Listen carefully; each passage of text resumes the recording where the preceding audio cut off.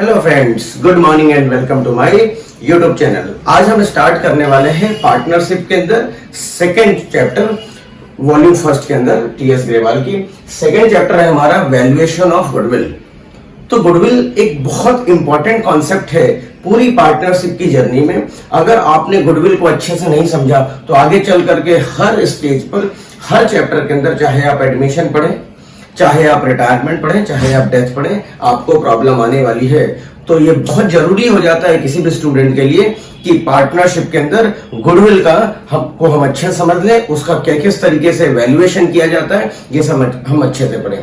तो गुडविल क्या होता है हम पहले ये समझेंगे और इसमें हमें क्या क्या पढ़ना है उस चीजों को आज डिस्कस करने वाले हैं। तो चलिए बिना देरी किए हुए वीडियो को स्टार्ट करते हैं। बट इससे पहले एक रिक्वेस्ट है, अगर आप मेरे चैनल पे नए हो तो सब्सक्राइब कर लीजिएगा। चलिए स्टार्ट करते हैं वीडियो को। वैल्यूएशन ऑफ गुडविल, अगर मैं सिंपल भाषा में बात करूं तो गुडविल का मतलब क्या होता है? गुडविल का मतलब होता है रेपुटेशन, इज्जत। तो गुडविल अगर हम देखें इस पूरे चैप्टर के अंदर, गुडविल का मतलब होता है रेपुटेशन।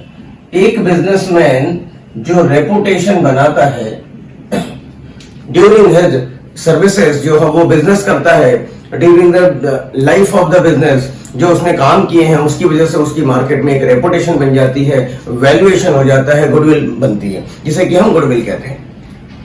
अगर हम देखें तो इस पूरे चैप्टर के अंदर हमें दो चीजें पढ़ना है, एक तो थ्योरेटिकल पार्ट पढ़ना है और दूसरा हमें पढ़ना है प्रैक्टिकल पार्ट पढ़ना है। ठीक है, तो थ्योरेटिकल और प्रैक्टिकल के अंदर सबसे पहले हमारा पोर्शन होता है थ्योरी। हम थोड़ा सा समझ लें कि थ्योरेटिकल पार्ट के अंदर है क्या। वैसे एग्जाम में आपको प्रैक्टिकल एस्पेक्ट देखना है, बट थ्योरेटिकल में एमसीक्यू में 1-2 नंबर का क्वेश्चन कभी कभार आ जाता है।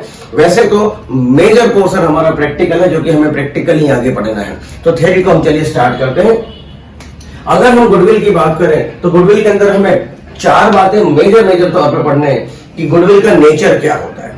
ठीक है, उसके बाद गुडविल की जरूरत क्यों आन पड़ी, ऐसी कौन कौन से रीजंस हैं जिसकी वजह से हमें गुडविल पढ़ना पड़ता है, गुडविल निकालना पड़ता है, समझना पड़ता है। दूसरा, गुडविल के टाइप कितने होते हैं? There are so many types of good, so many नहीं कहेंगे, there are 2 types of goodwill, pardon me, 2 तरीके की गुडविल होती है। तो वो गुडविल है कौन कौन सी? इसके बाद हमें पढ़ना है, ये प्रैक्टिकल एस्पेक्ट में हम आने वाले हैं, हमें पढ़ना है मेथड्स फॉर कैलकुलेटिंग गुडविल। ठीक है, कितने मेथड से गुडविल कैलकुलेट किया जाता है। यहां पर हमने 3 लिखे, वैसे 4 मेथड होते हैं। एक एन्युटी मेथड भी होता है, वो आपके सिलेबस में नहीं है इसलिए मैंने नहीं लिखा है, बट आगे जब आप सीए फाउंडेशन वगैरह में जाएंगे तो आपको पढ़ना पड़ेगा एन्युटी मेथड भी। तो चलिए, और हमें प्रैक्टिकल एस्पेक्ट में क्या है वो भी हमने थोड़ा सा यहाँ पे कवर करने की कोशिश की है। तो सबसे पहले अगर हम बात करें नेचर ऑफ गुडविल, तो गुडविल का नेचर, गुडविल एक इंटेंजिबल एसेट है। गुडविल क्या है? गुडविल इंटेंजिबल एसेट है। इंटेंजिबल एसेट एज पर अकाउंटिंग स्टैंडर्ड 26। इंटेंजिबल एसेट आप सभी को मालूम है, ऐसी एसेट जिसे कि हम फील कर सकते हैं बट देख नहीं सकते, छू नहीं सकते, इसका फिजिकल एग्जिस्टेंस नहीं होता है, तो इंटेंजिबल एसेट होता है गुडविल। ठीक है, इसके बाद आगे बढ़े, गुडविल की जरूरत क्यों आन पड़ी? अगर मान लीजिए प्रॉफिट शेयरिंग रेशियो किसी पार्टनर्स के बीच में चेंज हो रहा है, change in profit sharing ratio, देखिए अपने आप में एक ये चैप्टर है, वैल्यूएशन ऑफ गुडविल के बाद वाला जो चैप्टर है वो चेंज इन पीएसआर रेशियो का है, उसके बाद एडमिशन का है, उसके बाद रिटायरमेंट डेथ का है, उसके बाद डिजोल्यूशन है। डिजोल्यूशन यहाँ नहीं लिखा क्योंकि वहां गुडविल की जरूरत नहीं पड़ती है। और ये सारे जितने भी चैप्टर्स हैं, ठीक है, ये सारी चीजें आपको कहाँ पढ़ना है? ये आपके क्लास 12 के सिलेबस का पार्ट नहीं है, या आप कॉलेज में जाएंगे तो वहां पढ़ना है, या सीए में पढ़ना है। Amalgamation of partnership firm and conversion of partnership firm, जब कंपनी पार्टनरशिप फर्म से ये कंपनी में कन्वर्ट हो जाती है तब क्या करना है। तो इन सारी चीजों की वजह से हमें गुडविल को पढ़ने की जरूरत है। अगर प्रॉफिट शेयरिंग रेशियो बदलता है पार्टनर्स का तो गुडविल हमें निकालना पड़ेगा, क्योंकि उसके अकॉर्डिंग गुडविल का ट्रीटमेंट होगा। एडमिशन में गुडविल निकालना ही निकालना है, क्योंकि एडमिशन के अंदर जो न्यू पार्टनर्स रहते हैं वो जो गुडविल का पैसा लाता है वो गुडविल ओल्ड पार्टनर्स अपने सैक्रिफाइसिंग रेशियो में बांटते हैं। जब हम ये चैप्टर पढ़ेंगे तो और आपको क्लैरिटी से समझ में आ जाएंगे। अभी थोड़ा हल्के से हमने समझ लिया है कि एडमिशन के समय भी गुडविल की जरूरत पड़ती है, इसलिए हमें गुडविल पढ़ने की जरूरत है। इसके बाद रिटायरमेंट और डेथ के अंदर भी जो पार्टनर रिटायर हो रहा है या जो पार्टनर की डेथ हो गई है, उसका जो शेयर ऑफ गुडविल होता है वो उसके घर वालों को, या जो अगर पार्टनर रिटायर हुआ है तो रिटायरिंग पार्टनर को देना पड़ता है। और ये कौन देते हैं? गेनिंग रेशियो में रिमेनिंग पार्टनर्स देते हैं। ये भी हम जब ये चैप्टर पढ़ेंगे तो डिटेल में हम समझेंगे, प्रैक्टिकल एस्पेक्ट हम समझेंगे। अभी हम थ्योरेटिकल पार्ट समझ रहे हैं कि रिटायरमेंट और डेथ के समय भी हमें गुडविल को समझना पड़ता है, पढ़ना पड़ता है, इसीलिए उसकी जरूरत है। जब हम बिजनेस सेल करते हैं, मान लीजिए पूरी बिजनेस है, पार्टनरशिप, हम अपना बिजनेस किसी को बेच रही है, सारी एसेट और लायबिलिटी, आउटसाइडर लायबिलिटी का वैल्यूएशन निकाला रिवाइज वैल्यू पे, तो मान लीजिए 12 लाख रुपए होता है। एसेट में से लायबिलिटी माइनस कर दिया, क्रेडिटर्स वगैरह माइनस कर दिया, तो अमाउंट बनता है 12 लाख रुपए। लेकिन हम सामने वाले से ले रहे हैं 13 लाख रुपए, तो 1 लाख ज्यादा जो लिया है वो तो कैपिटल रिजर्व है। लेकिन 12 लाख की चीज के बदले में, ध्यान से सुनिएगा, 12 लाख की चीज के बदले में हम जिसको, देखिए परचेजर के एंगल से समझेंगे, सेलर के एंगल समझेंगे। अगर 12 लाख की चीज को मैं मेरी फर्म की एसेट को बेच रहा हूं, फर्म को बेच रहा हूं, तो मैंने अगर 12 लाख की चीज दी है, उसके बदले में मैंने अगर 13 लाख रुपए ले लिए, तो मुझे जो 1 लाख रुपए ज्यादा मिल रहा है, मेरे लिए क्या है? गुडविल है। मैं 1 लाख रुपए ज्यादा क्यों ले रहा हूं? मेरी गुडविल के लिए ले रहा हूं, ठीक है। और सामने वाले के एंगल से देखें, सिंपल सी बात है, अगर उसने सस्ते में खरीद लिया तो उसके लिए कैपिटल रिजर्व है, ध्यान दीजिएगा। और वो महंगे में अगर खरीद रहा है तो उसके लिए गुडविल है। मैं महंगे में बेच रहा हूं तो मेरे लिए क्या है? गुडविल है, मेरे को गुडविल मिल रहा है। तो यहां पर जब एसेट को बेचते हैं, फर्म को बेचते हैं, तो वहां पर गुडविल की जरूरत पड़ती है। अमलगमेशन, 2 पार्टनरशिप फर्म मिलकर के एक न्यू पार्टनरशिप फर्म बन जाती है, तो वहां भी गुडविल को वैल्यू करने की जरूरत पड़ती है। कन्वर्जन, जब पार्टनरशिप फर्म कंपनी में कन्वर्ट होती है, तो वहां भी गुडविल को कैलकुलेट करने की जरूरत है। इन सारी रीजन से हमें गुडविल को पढ़ने की जरूरत पड़ती है। इसके बाद थर्ड पार्ट आता है हमारा टाइप्स ऑफ गुडविल। देखिए गुडविल 2 टाइप के होते हैं। एक ऐसी गुडविल जो हमने खरीदी है, जैसे अभी मैंने एग्जांपल दिया कि मैं मेरे पूरे फर्म को बेच रहा हूं और सामने वाले ने 12 लाख की चीज को 13 लाख में लिया है, तो वो 1 लाख रुपए ज्यादा किस बात के दे रहा है? गुडविल के लिए दे रहा है। तो उसके लिए वो 1 लाख रुपए क्या हो गई? परचेज्ड गुडविल हो गई। उसने 1 लाख रुपए में गुडविल को खरीदा है, ठीक है। और जब परचेज गुडविल होती है तो इसे कहां लिखते हैं? इसे बैलेंस शीट के एसेट में लिखते हैं। कहां लिखते हैं? बैलेंस शीट के एसेट में लिखा जाएगा, ठीक है। और सेल्फ जनरेटेड गुडविल, मैं 10 साल से बिजनेस कर रहा हूं, इस बिजनेस के दौरान ड्यूरिंग माय बिजनेस ये गुडविल अपने आप धीरे धीरे करके जनरेट हो गई, लोग मुझे पहचानने लगे, तो इसे हम क्या कहते हैं? सेल्फ जनरेटेड गुडविल कहते हैं। और सेल्फ जनरेटेड गुडविल को बैलेंस शीट में नहीं लिखते क्योंकि इसके लिए हमने कोई अमाउंट पे नहीं किया है, ठीक है। उसी चीज को हम लिखेंगे बैलेंस शीट के अंदर जिसके बदले में कोई कंसिडरेशन पे किया गया, कुछ अमाउंट दिया गया हो। तो यहाँ परचेज गुडविल में अमाउंट पे किया है, इसलिए गुडविल को लिखते हैं बैलेंस शीट के एसेट में। सेल्फ जनरेटेड के अंदर बैलेंस शीट में गुडविल को नहीं लिखते क्योंकि इसके लिए हमने कुछ भी अमाउंट पे नहीं किया है। इसके बाद अगली कहानी आती है कि मेथड ऑफ गुडविल कौन कौन से हैं, गुडविल को निकालने के तरीके कितने हैं। तो ध्यान से देखिएगा, अब ये हम प्रैक्टिकल एस्पेक्ट में आ गए हैं, थ्योरेटिकल के अंदर ही, बट प्रैक्टिकल के अंदर हम आ चुके हैं।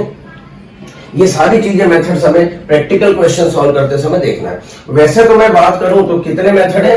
वैसे अगर मैं बात करूं तो 4 मेथड है। एक और मेथड होता है एन्युटी मेथड, बट ये आपके सिलेबस में नहीं है इसलिए मैंने लिखा नहीं है, ठीक है। लिख करके मैं काट रहा हूं। आपके सिलेबस में 3 ही valuation of method of goodwill है। पहला एवरेज प्रॉफिट मेथड, दूसरा सुपर प्रॉफिट मेथड, तीसरा कैपिटलाइजेशन मेथड। एवरेज प्रॉफिट के अंदर भी 2 पार्ट हैं, ध्यान से देखिएगा। जब हम एवरेज प्रॉफिट की बात करते हैं तो यहां भी 2 मेथड है, सिंपल एवरेज और वेटेड एवरेज, ठीक है। वो जब हम प्रैक्टिकल क्वेश्चन करेंगे तो हम देखेंगे कि सिंपल एवरेज कैसे निकालना है और वेटेड एवरेज कैसे निकालना और कब निकालना है।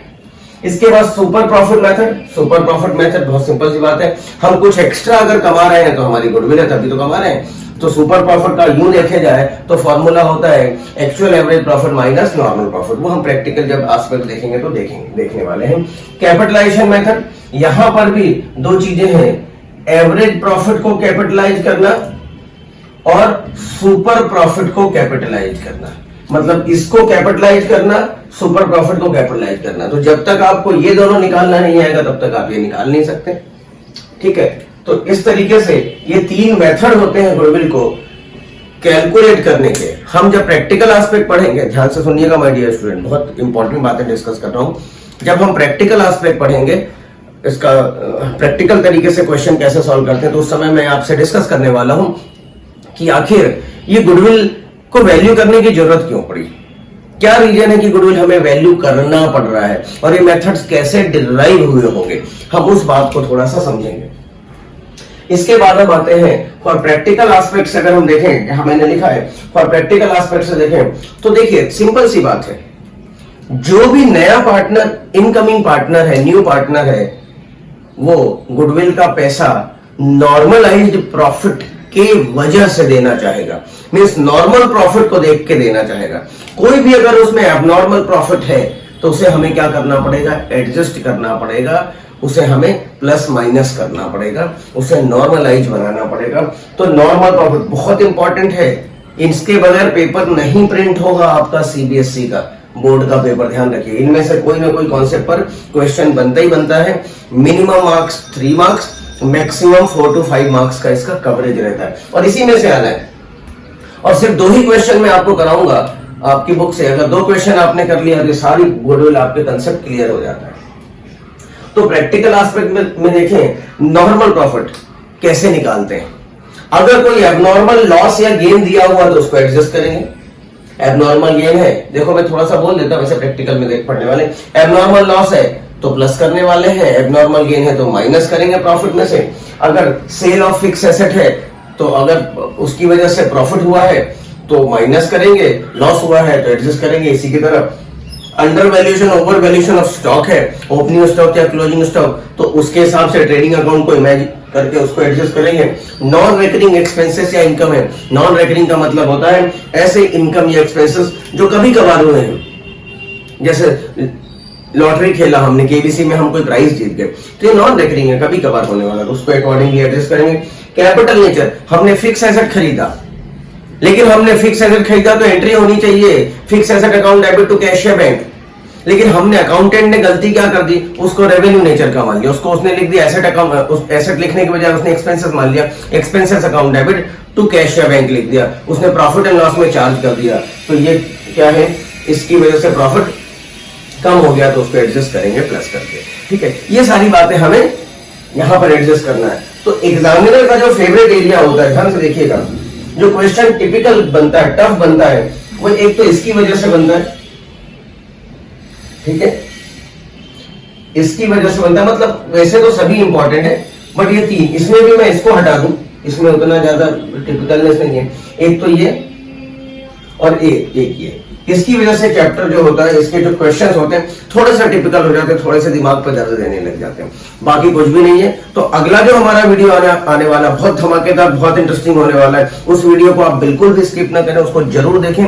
इसीलिए नोटिफिकेशन बेल का ऑन कर लेना आपके लिए बहुत बहुत ज्यादा जरूरी हो जाता है। तो कल जो हम डिस्कस करने वाले हैं, नेक्स्ट जो हमारी वीडियो आने वाली है, वो आने वाली है, एक तो इसमें आएगा, इन सारे मेथड्स को देखेंगे, प्रैक्टिकल 3 to 5 मार्क्स का वेटेज होता है मिनिमम टू मैक्सिमम, और एक इस पे आने वाला है। ठीक है, तो अगले 1-2 जो वीडियो है, एक वीडियो इसमें बनाऊंगा मैं, इस पे भी 2-1 वीडियो बन सकते हैं, क्योंकि एक दिन एवरेज लूंगा, फिर सुपर प्रॉफिट कैपिटलाइजेशन 3 पार्ट है, एक ही वीडियो में बना दूंगा तो बहुत वीडियो लेंदी हो जाती, लंबी हो जाती, और बर्डन क्रिएट करेंगे आप लोग पर। तो 2-3 वीडियो जो अगले आने वाले हैं उसको आप जरूर से देख लीजिएगा। ठीक है, ये मेरी रिक्वेस्ट रहेगी आपसे। आज की वीडियो के लिए इतना ही, और वीडियो में अगर आप नए हैं तो मेरे चैनल को सब्सक्राइब करना ना भूलें, और अगर वीडियो अच्छी लगती है तो लाइक और शेयर करना भी ना भूलें। आज की वीडियो के लिए thank you, thanks a lot.